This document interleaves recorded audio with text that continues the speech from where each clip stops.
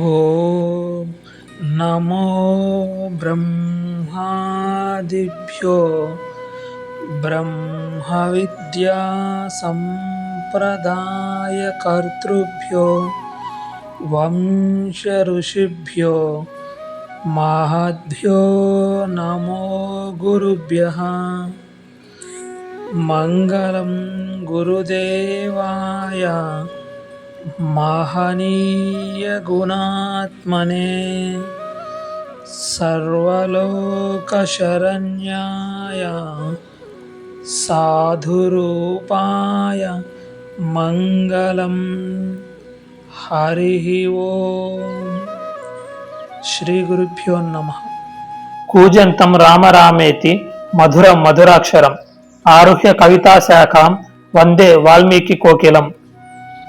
బ్రహ్మ మానస సంభూతం బ్రహ్మ బోధన తత్పరం యోగివర్యం ఋషిశ్రేష్టం వశిష్టం సద్గురుం భజే. హరి ఓం. ఇక మనము ముముక్షు వ్యవహార ప్రకరణంలోకి వెళ్దామండి. చాలా అద్భుతమైన ప్రకరణం అండి ఇది. అనేక విషయాలు ప్రస్తావన చేయబడి ఉంటాయి. వాటన్నింటినీ మనం ప్రస్తావన చేసుకుంటూ వెళ్దామండి. ఈ ప్రకరణంలోనే అనేక విషయాలండి ఆధ్యాత్మిక మార్గంలో సాధకులకు ఉండే అనేక ప్రశ్నలకి సమాధానాలు ఉంటాయండి. జిజ్ఞాసులకు ఉండే అనేక ప్రశ్నలకి, సహజంగా మనం బయట సమాజంలో ఉండే అనేక ప్రశ్నలకి, వీటన్నిటికీ అద్భుతమైన సమాధానాలు ఈ ప్రకరణంలో ఉంటాయండి. చాలా వివరంగా అనేక విషయాలను ప్రస్తావన చేసుకుంటూ వెళ్తారండి. మనం ప్రతిరోజు ఆ విషయాలను ప్రస్తావన చేసుకుందాము. ఇక ముముక్షు వ్యవహార ప్రకరణాన్ని ప్రారంభించుకుందామండి. ముముక్షుత్వము అంటే మోక్షం పొందాలనే తీవ్రమైన కాంక్ష అండి.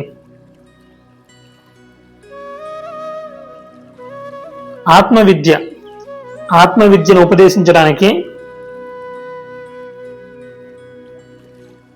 అర్హత ఉండాలండి. ఎవరికి పడితే వారికి ఆత్మవిద్యని బోధించారండి. అర్హత కలిగి ఉండాలి. ఏమిటి అర్హత అంటే 4 అండి. వాటినే సాధన చతుష్టయ సంపత్తి అంటారు. నిత్య అనిత్య వస్తు వివేకము, ఇహముత్రార్థ ఫలభోగ విరాగము, శమదమాది షట్ సంపత్తి, ముముక్షుత్వము. ఈ 4 అండి. ఈ 4 అర్హతలు కలిగి ఉన్న వారికి మాత్రమే ఆత్మవిద్యని ఉపదేశిస్తారు తప్ప వేరే వారికి చెప్పరండి. చెప్పినా అతను పట్టుకోలేడండి.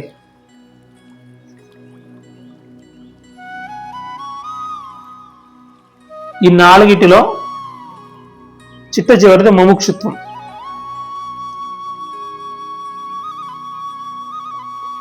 ఇప్పుడు అతనికి, ఒక సాధకుడికి నిత్య అనిత్య వస్తు వివేకం ఉన్నదండి.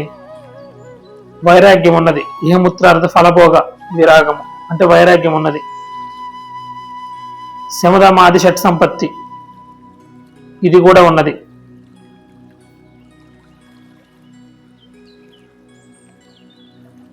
ఇవన్నీ ఉన్నాయి. కానీ తన దగ్గర ఉన్న ఈ సంపత్తిని ఏ విధంగా ఉపయోగించాలి ఆ విషయం తెలియకపోతే ఈ సంపత్తి మన దగ్గర ఉన్నా కానీ ఎటువంటి ప్రయోజనం ఉండదండి. ఆత్మానుభూతి లేకుండానే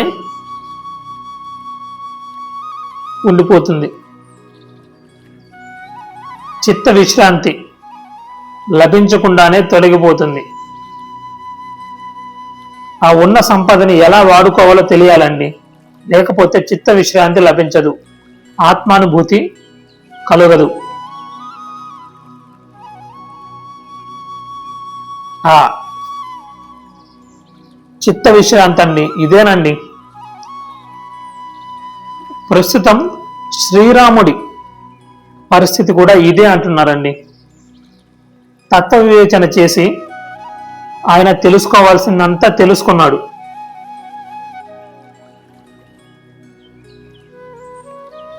కానీ వచ్చిన సమస్య ఏమిటంటే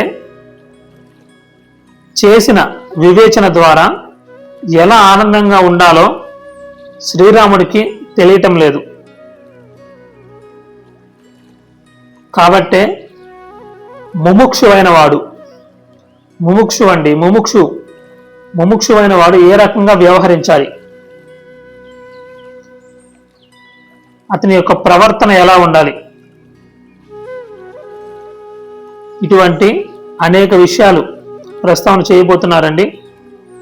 ఇటువంటి అనేక విషయాలను ప్రత్యేకంగా జిజ్ఞాసుల కోసం ఉపదేశించాలని వాల్మీకి మహర్షి సంకల్పించారండి. అందుకోసమే ఆయన ఈ ముముక్షు వ్యవహార ప్రకరణాన్ని ప్రారంభిస్తున్నారండి. ఈ వైరాగ్య ప్రకరణం తదుపరి ఈ ముముక్షు వ్యవహార ప్రకరణాన్ని ప్రారంభిస్తున్నారు. ఇక్కడ ముందుగా ముముక్షుల్లోకెల్లా శ్రీరాముడితో పోల్చదగిన ఉత్తమ అధికారి అయినటువంటి సుఖమహర్షి యొక్క అనుభవాన్ని ఈ విషయంలో ప్రస్తావన చేయబోతున్నారండి. చాలా అద్భుతంగా ఉంటుందండి సుఖ చరిత్ర. ఇక్కడ ఒక ప్రశ్న వస్తుందండి. శ్రీరాముడేమో త్రేతాయుగంలోని వాడు, సుకుడు ద్వాపర యుగంలోని అతను. మరి త్రేతాయుగంలోని రాముడికి ద్వాపర యుగంలోని సుకుడి కథను ఎలా చెప్పారు? ఈ ప్రశ్న వస్తుందండి. ఈ ప్రశ్నకి సమాధానం చెప్తున్నారండి. ప్రతి కల్పంలోనూ ప్రధాన పురుషుల జన్మలు చరిత్రలు ఇంచుమించుగా ఒకే రీతిగా ఉంటాయని పురాణ వాంగ్మయం విస్పష్టం చేయబడి ఉంది. అంటే ప్రతి కల్పంలో ఈ మహాత్ముల వీరి జన్మలు వీరి చరిత్రలు ఇంచుమించుగా ఒకే రీతిగా ఉంటాయి. అవి మళ్ళీ రిపీట్ అవుతూ ఉంటాయండి. ఈ విషయాన్ని మనకి పురాణాల్లో ప్రస్తావన చేయబడి ఉన్నారండి. పురాణం విస్పష్టంగా చెప్పి ఉన్నది. ఇక చూడండి, మనకి యుగాలు ఉన్నాయి కదండి. కృతయుగము, త్రేతాయుగము, ద్వాపర యుగము, కలియుగం. ఈ 4 యుగాలు ఉన్నాయి కదా. ఈ 4 యుగాలు కలిస్తే ఒక మహాయుగం అండి. 71 మహాయుగాలు ఒక మన్వంతరం. అంటే మనువు పాలించే సమయం. ప్రతి మన్వంతరానికి ఒక మను అధిపతిగా ఉంటారండి. 14 మన్వంతరాలు ఒక కల్పం అండి.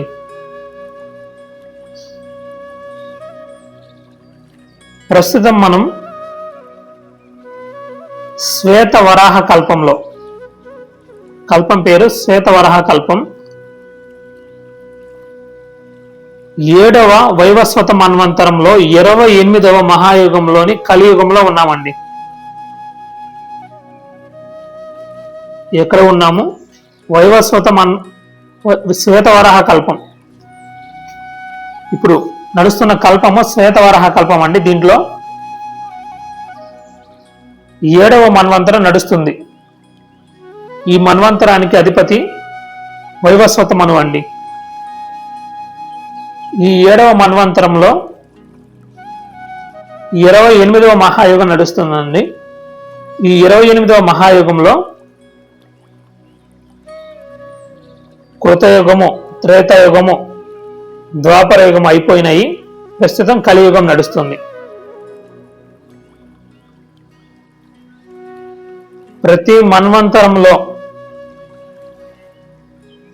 ప్రతి కల్పంలో ఇవన్నీ రిపీటెడ్గా జరుగుతూ ఉంటాయండి. మనకి రామాయణం కానీ ఇవన్నీ రిపీటెడ్గా ఈ మన్వంతరాల్లో, ఈ మహాయుగాల్లో, ఈ మన్వంతరాల్లో, ఈ కల్పాల్లో జరుగుతూ ఉంటాయండి. అవి రిపీటెడ్గా వస్తూ ఉంటాయి. ఇక్కడ అదే చెప్తున్నారు అనమాట. ప్రతి కల్పంలోనూ ప్రధాన పురుషుల జన్మలు, చరిత్రలు ఇంచుమించుగా ఒకే రీతిగా ఉంటాయని పురాణ వాంగ్మయం స్పష్టం చేసింది. అందుకే ఇప్పుడు వ్యాసుడికి శుకుడు అనే పుత్రుడు ఎలా ఉన్నాడో అలాగే వెనుక ద్వాపర యుగం నాటి వ్యాసుడికి కూడా శుకుడు అనే పుత్రుడు ఉన్నాడు.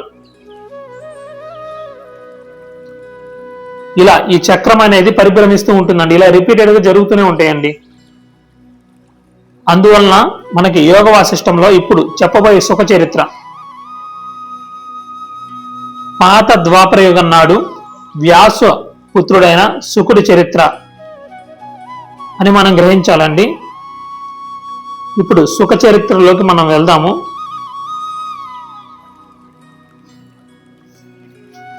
శ్రీరామచంద్రుడు తనకు కలిగిన ఈ వైరాగ్యాన్ని అంతా తెలియజేస్తారు కదండి విశ్వామిత్ర మహర్షికి. తెలియజేసిన తర్వాత అక్కడ సభలో ఉన్న వారందరూ ఎంతో ఆనందిస్తారు. ఆనందించి శ్రీరాముడికి మంచి ఉపదేశం ఇవ్వవలసిందిగా వశిష్ఠ విశ్వామిత్రులను ప్రోత్సహిస్తారు. విశ్వామిత్ర మహర్షి రాముడి పరిస్థితి చూసి ఆనందించి చెప్తున్నారండి, రామ, విషయమంతా నీవు గ్రహించేశావు, తెలుసుకోవాల్సిందంతా నీవే తత్వ విచారణ చేసి తెలుసుకున్నావు. ఇప్పుడు నీ పరిస్థితి ఎలా ఉంది అంటే, జనక మహారాజు దగ్గరకు వెళ్ళక ముందు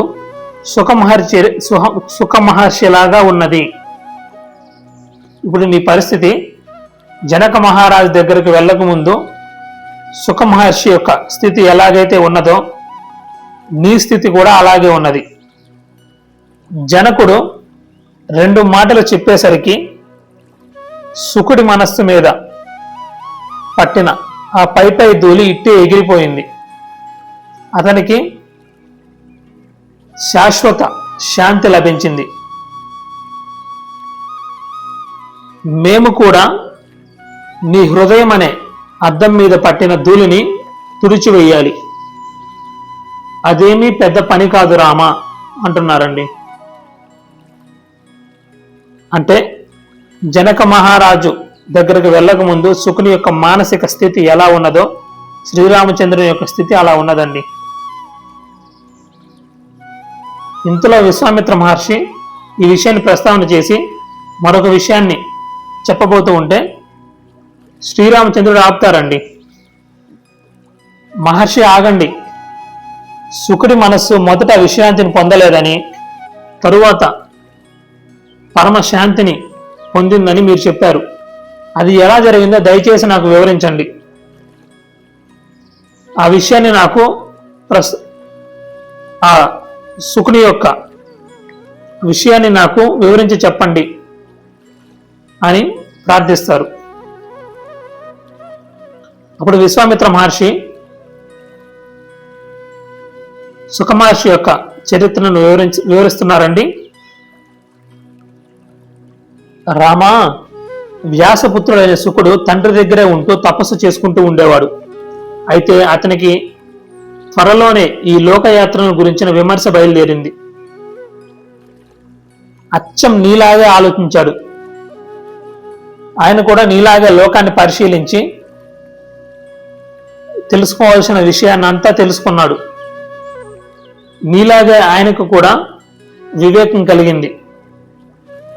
అద్వితీయమైన తత్వం ఆయనకి కూడా నీలాగే అవగాహనకు వచ్చింది. తెలుసుకోవాల్సిన విషయాన్ని అంతా తెలుసుకున్నాడు. ఆ తత్వం తెలిసాక ఇక తాను చేయవలసిన కర్మ గాని, కర్మ వలన తాను పొందవలసిన ఫలాలు గాని ఆయనకు కనిపించడం లేదు. ఎవరైనా సరే పొందవలసిన ఉత్తమ తత్వజ్ఞానం ఇదే రామా. ఎవరైనా సరే పొందవలసిన ఉత్తమ స్థితి ఇదే రామా అని చెప్తున్నారండి. అంటే తాను చేయవలసిన కర్మ కానీ కర్మ వలన తాను పొందవలసిన ఫలాలు కానీ ఆయనకు కనిపించడం లేదు. ఈ స్థితి రావాలండి. ఇది కేవలం తత్వ విచారణ వలన మాత్రమే వస్తుందండి. విచారణ చేయాలండి, పరిశీలించాలి. పరిశీలించి విచారణ ద్వారా మాత్రమే ఈ స్థితి వస్తుందండి. అసలు వాస్తవంగా అసలు ఇక్కడ పొందవలసింది కానీ చేయవలసింది కానీ ఏమీ లేదండి. ఇక్కడ సాధించవలసింది కానీ ఏమీ లేదండి.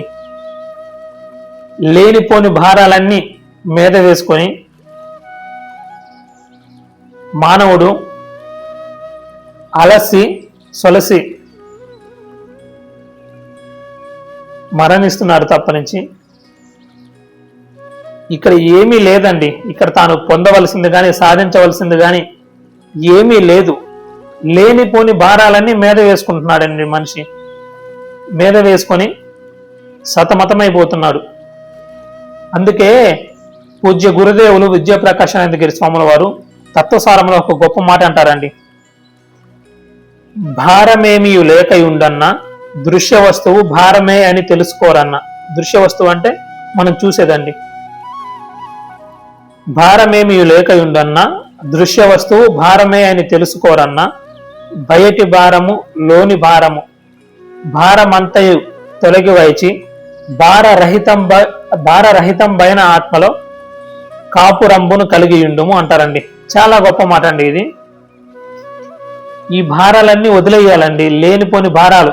ఇప్పుడు గాడిద ఎలాగైతే మూటలు మోస్తూ ఉంటుందో, భారాలు మోస్తూ ఉంటుందో, అలాగే మానవుడు కూడా లేనిపోని భారాలన్నీ తన భుజాల మీద మోస్తూ ఉన్నాడండి. మోస్తూ మోస్తూ మోస్తూ చివరికి ఆ భారాలను మొయ్యలేక చతికిలబడి శ్మశానానికి వెళ్ళిపోతున్నాడు. అంతేనండి. ఇవన్నీ మనం తగిలించుకున్నవేనండి. మనం తగిలించుకున్న భారాలే, మనం ఏర్పరచుకున్న బంధాలేనండి.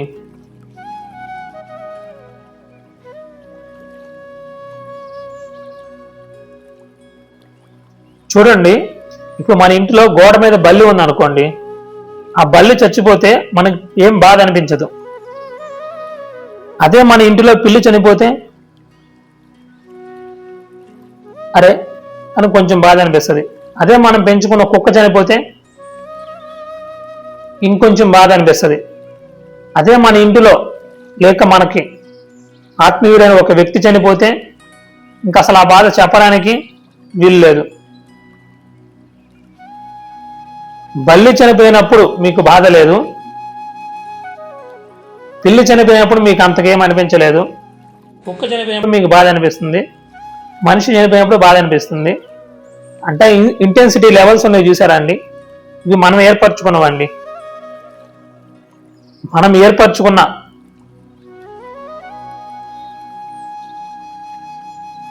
అటాచ్మెంట్స్ ఏనండి ఇవన్నీ. వీటి వల్లనే మానవుడు దుఃఖపడుతున్నాడు. అందుకే తామరాకు మీద నీటి పట్టులాగా ఉండాలంటారండి. అన్నిట్లో ఉండు, కానీ దేనికి తగులుకోమాక. అది సరే. ఇక మనము సుఖ మహర్షి వృత్తాంతంలోకి వెళ్దామండి. చెప్తున్నారు విశ్వామిత్ర మహర్షి, రామ, ఎవరైనా సరే పొందవలసిన ఉత్తమ తత్వజ్ఞానం ఇదేనయ్యా. కానీ ఇక్కడ శుకుడికి ఒక చిక్కు వచ్చి పడింది. తన వివేక బలంతో తాను సాధించుకున్న ఈ తత్వజ్ఞానం మీద శుకుడికి నమ్మకం కుదరలేదు. కలిగిన జ్ఞానమేమో ఏ తపస్సు చేయనీయదు, మనస్సులో ఉన్న అపనమ్మకమేమో కర్మ లేకుండా కూర్చోనీయదు. అంటే తాను తెలుసుకున్న సత్యం మీద ఇంకా అతనికి విశ్వాసం కుదరలేదండి. ఇంకా ఏదో అపనమ్మకం ఉన్నది. తెలుసుకోవాల్సినంత తెలుసుకున్నాడు, కానీ ఎక్కడో సందేహం మిగిలి ఉన్నది. సో ఈ తెలుసుకున్న జ్ఞానమేమో ఏ తపస్సును చేయనీయదు, మనసులో ఉన్న ఆ కొద్దిపాటి సంశయమేమో కర్మ చేయకుండా కూర్చొనియదు. ఇటువంటి సంకటంలో కొన్నాళ్ళు నలిగిపోయాడు శుకుడు. వ్యాసుడు గొప్ప తత్వజ్ఞుడని పేరు.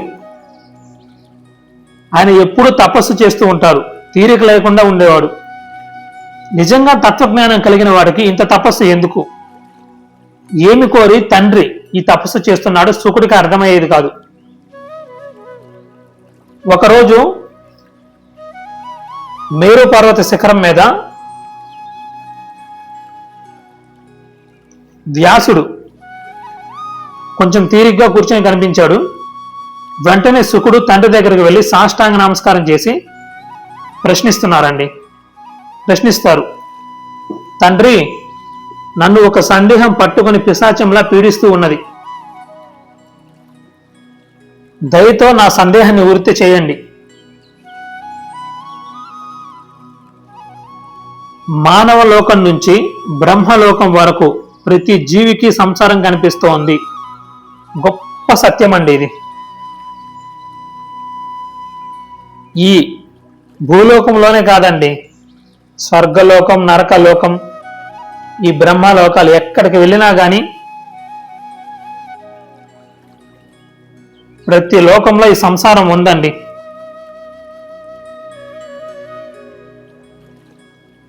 అందుకే మనకి మొదటి వీడియోలోనే ప్రస్తావన చేసుకున్నాము. దేవదూత అరిష్టనేమితో చెప్తారు స్వర్గలోకం గురించి. అక్కడ కూడా ఈ భూలోకంలో లాగానే ఈర్ష్య, అసూయ, రాగద్వేషాలు ఉంటాయి అని. అంటే ఇక్కడ మానవులు వేటినైతే ఏ గుణదోషాలు అయితే ఉన్నాయో అక్కడ కూడా అవే ఉంటాయి అని చెప్పారు కదండి. అదే ఇక్కడ మళ్ళీ ప్రస్తావన చేస్తున్నారండి. ఏ లోకంలో అయినా ఇవి ఉంటాయండి. అందుకే ఈ లోకాలు తిరగడము, లోకాలను చేరుకోవడము కాదండి. ఏ లోకానికి వెళ్ళినా అక్కడ ఈ గుణదోషాలు ఉంటాయండి. ఇక్కడ జీవుల్ని ఎలాగైతే సంసారం బంధిస్తూ ఉన్నదో అక్కడ వారిని కూడా అక్కడ సంసారం బంధిస్తుందండి. పెద్ద తేడా ఏమీ లేదు, అక్కడ ఇవే ఉంటాయి అని చెప్తున్నారండి.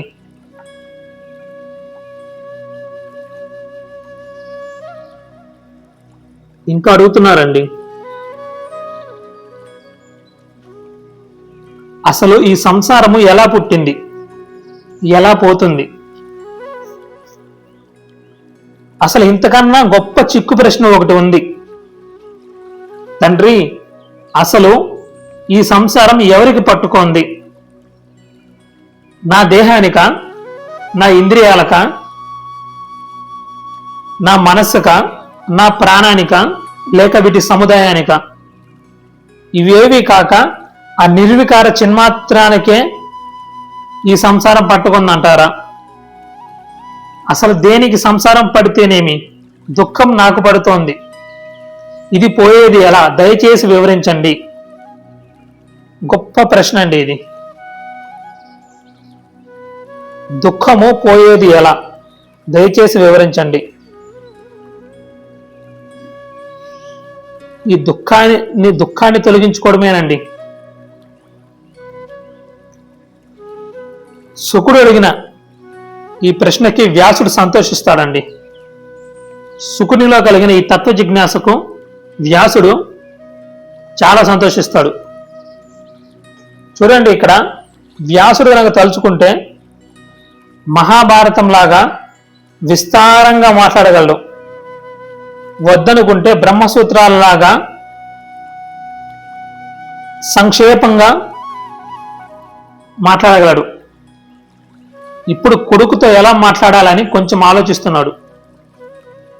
సరే, ఆలోచించి అటు ఇటు కాకుండా మధ్యమంగా మాట్లాడితే మంచిది అనుకుని శుకుడికి చెప్పడం ప్రారంభిస్తున్నాడు అండి. ఈ విషయాలను మనము రేపటి భాగంలో తెలుసుకుందాము. హరి ఓం. ఓం సర్వే జనా సుఖినో భవంతు, సమస్త సన్మంగళాని సంతు, అసతో మా సద్గమయ, తమసో మా జ్యోతిర్గమయ, మృత్యోర్మా అమృతంగమయ. ఓం శాంతి శాంతి శాంతి.